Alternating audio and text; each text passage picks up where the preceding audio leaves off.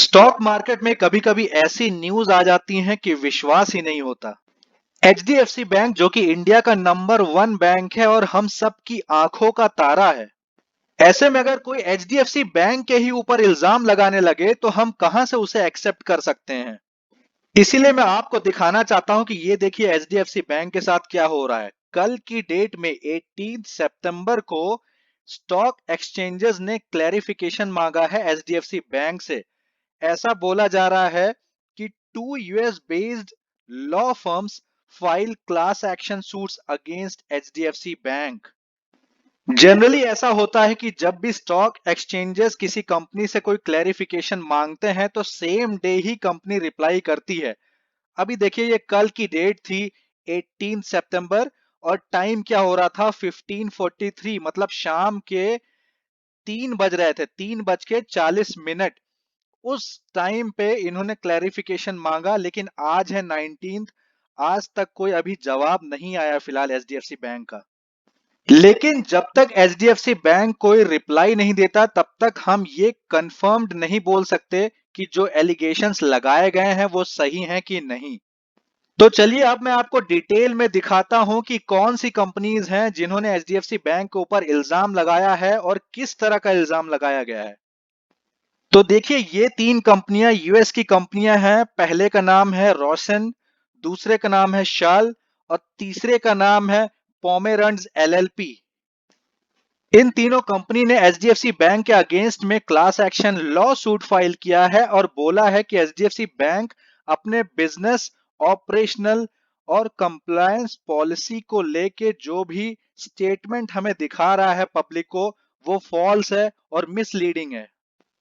इन्होंने कंप्लेन किया है कि bank maintained improper lending practices in its vehicle finance operations and accordingly earnings generated from the bank's vehicle finance operations were unsustainable। इन्होंने बोला कि अगर एचडीएफसी बैंक ने प्रॉपरली अपने स्टेटमेंट्स को दिखाया होता तो बैंक की फाइनेंशियल कंडीशन और रेप्यूटेशन पे इम्पैक्ट आता। इसीलिए एचडीएफसी बैंक ने हमें फॉल्स और मिसलीडिंग स्टेटमेंट दिखाए। तो चलिए आप देखते हैं कि एचडीएफसी बैंक में व्हीकल फाइनेंसिंग को लेके कौन सा इशू होने की संभावना नजर आ रही है। अभी रिसेंटली जुलाई के मंथ में एचडीएफसी बैंक में एक इंटरनल इन्वेस्टिगेशन हुआ था और उस इन्वेस्टिगेशन में कुछ एम्प्लॉयज ऐसे पाए गए जो कॉरपोरेट गवर्नेंस को फॉलो नहीं कर रहे थे और इसीलिए एचडीएफसी बैंक ने ऐसा करने वाले 6 एम्प्लॉयज को बैंक से निकाल दिया।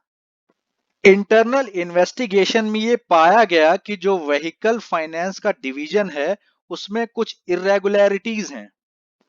ऐसा बोला जा रहा है कि कुछ एम्प्लॉयज ने कस्टमर को फोर्स किया।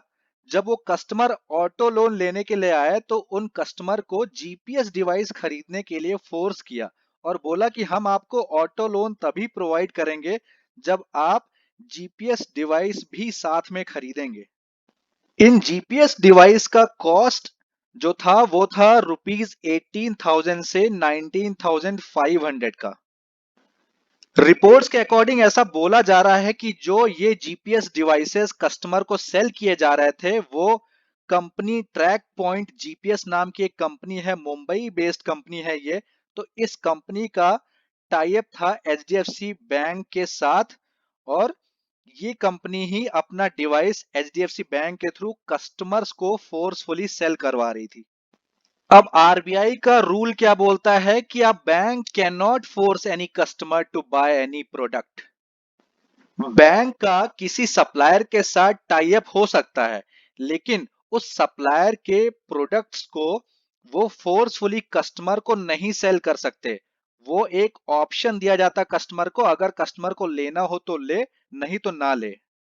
लेकिन एचडीएफसी बैंक के केस में क्या हुआ, कस्टमर को वो GPS device forcefully auto loan के साथ बंडल करके सेल किया गया। ऐसा इल्जाम लगाया गया है कि अशोक खन्ना जो कि एचडीएफसी बैंक के फॉर्मर एम्प्लॉय थे, ऑटो लोन हेड थे ये, तो ये इन्वॉल्व थे इस इशू में। ये जीपीएस वाला जो इशू था इस इशू में ये इन्वॉल्व थे और इसीलिए बैंक ने इन्हें निकाल दिया था।